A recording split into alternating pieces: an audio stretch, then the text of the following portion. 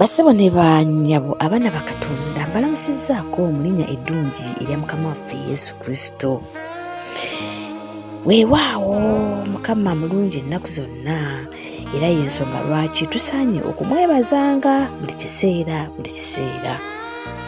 Nga bulijjo eno essaawa ennungi mwe tuwuliriza omulimu gw'enjiri Missionary Report buli ku makya ga Ssabbiiti. Nga ne Ssabbiiti yaffe yaleero ng'ennaku z'omwezi 31 Ogwokutaano 2025 omulimu guvudde mu nsi eyitibwa Indonesia. Indonesia erina conferences bbiri. Erina East Indonesia Conference, West Indonesia Conference. Gwe omutwe gugamba ebiragiro ebiyitiridde. Ebiragiro ebikola ki? Ebiyitiridde. Nga gukwata ku mwana ow'obuwala ayitibwa Fabiola.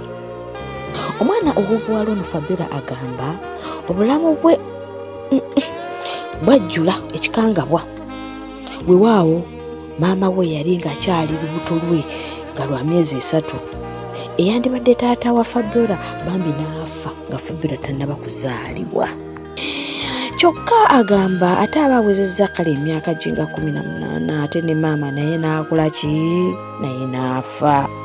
Ekikangabwa ekirala nti nga wayise emyaka ate 2 jjajja mukyala we naye n'afa.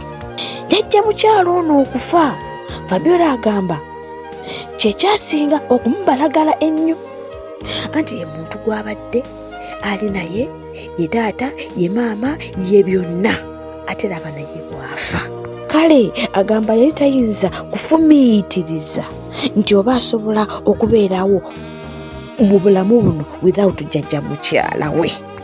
Bino byonna bigenda okubeerawo. Omwana muwala Fabiola yali bambi akyasoma era ng'alina ekiruubirira, ayagala kufuuka musawo nansi.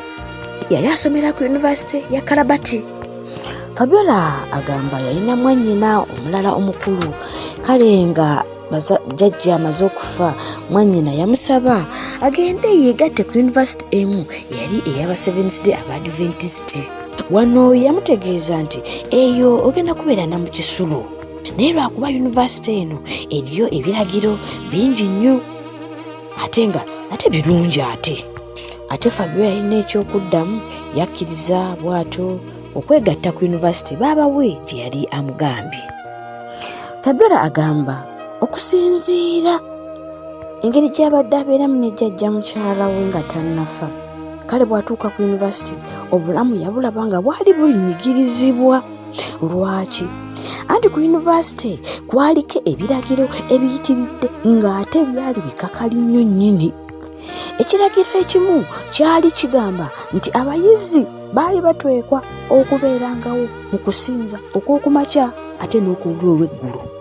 Ekiragiro ekirala nti abayizi baali batwekwa okugenda okusinza buli Ssabbiiti ku kanisa eya University. Ebyo byonna byali biragiro ng'ate olina okubikola. Kale Fabiola agamba mu bulamu bwe yali tayagalira ddala kigambo kye bayita Katonda, wadde n'ebyo bimusomanya okusoma Bayibuli yali yabikyawa. Kale embeera eno yamuleetera okubeera nga yeemulugunya eri baaba we.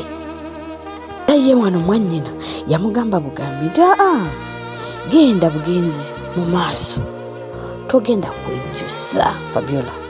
Ebiragiro ebyo birungi nnyo ddala. Kale Fabiola bw'akizuula nti baaba ate ali ku sayidi yono ye kubeera ng'ali ku University, yakkiriza era n'abeera ku University. Baamugatta mu kisenge kye yali asulamu mu kisulo ne banne abalala 3, akizuula nti baali ba Seventh Day Adventist. Abaana bano baamwaniriza nnyo era nga bamusaba okubeegattako mu kiseera eky'okusaba n'okusinza. Tebaakoma okwo kwokka, baamuyitanga n'okubeerangawo mu kwaniriza Ssabbiiti ku Friday akawungeezi. Fabiola agamba ebyo byonna byakolebwa naye yali tanawadde n'ekintu kyonna ekimunyumira. N'ekyasinganga okumuluma ku ssomero ku University baasinzanga ku makya n'akawungeezi. Kyokka ate bwe baatuukanga ne mu bisulo, abaana bano be yali asulanga nabo bannange ate ne baddamu ate ne basaba. Bannange nawulira ng'atamiddwa. Tinga wayise ekiseera Fabiola yatandika ate okwebuuza nga lwaki ye bannange baali basenzanga Ssabbiiti. Kyamuleetera n'okubuuza ku banne be yali asula nabo. Banne bwe bawulira nti alina kyabuuza bamuyitegeeza. Tetusobola okusaba omusumba oba omusomesa bayinza okuyamba okukimanya lwaki tusinza ku lunaku lwa Ssabbiiti. Wano Fabiola yabaddirawo mangu. Saagala kumanya, saagala simanya Bayibuli, seetaaga simanya kusisinkana musumba, saagala.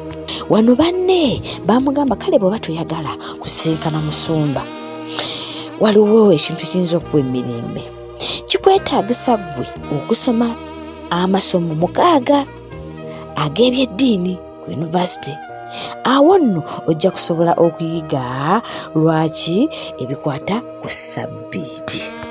Mujjukire walingawo etteeka, kale n'ebyokuyiga ebyeddiini ku yunivasite eno lyali tteeka.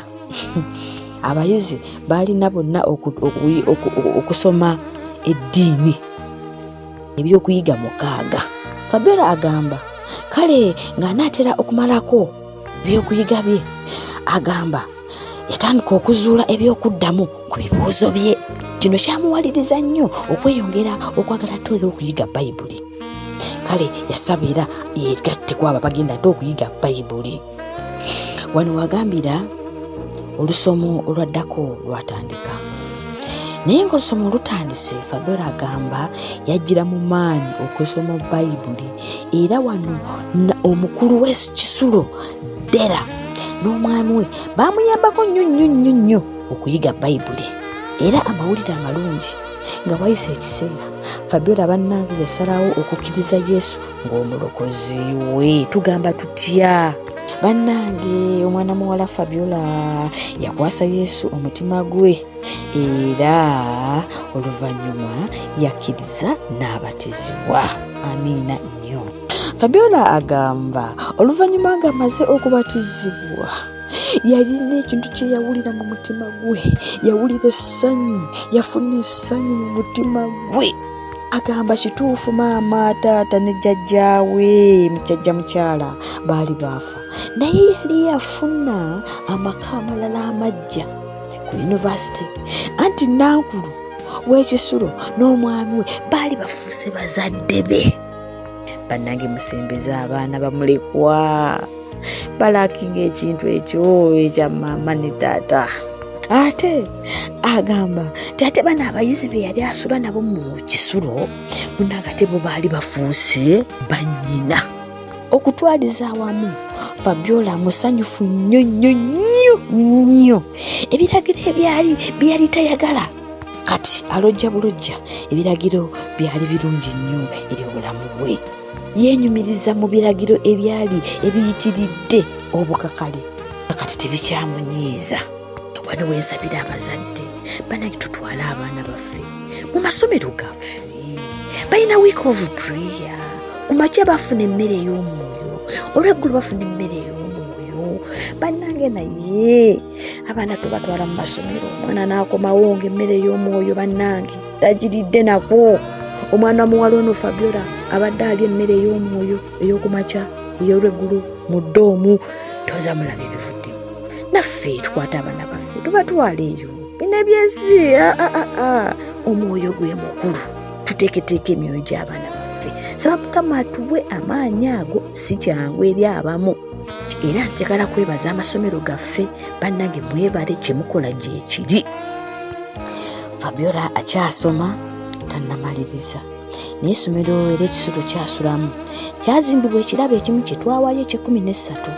Kale era bakyatusaba ku bbaasa awo awali Ssabbiiti ey'e13. Mukwano teekamu, kale Ssabbiiti ey'e13 enaagenda okutuuka ng'owezezza ekirabo ekye13. Saba Mukama akumbeera omukisa. Happy Sabbath.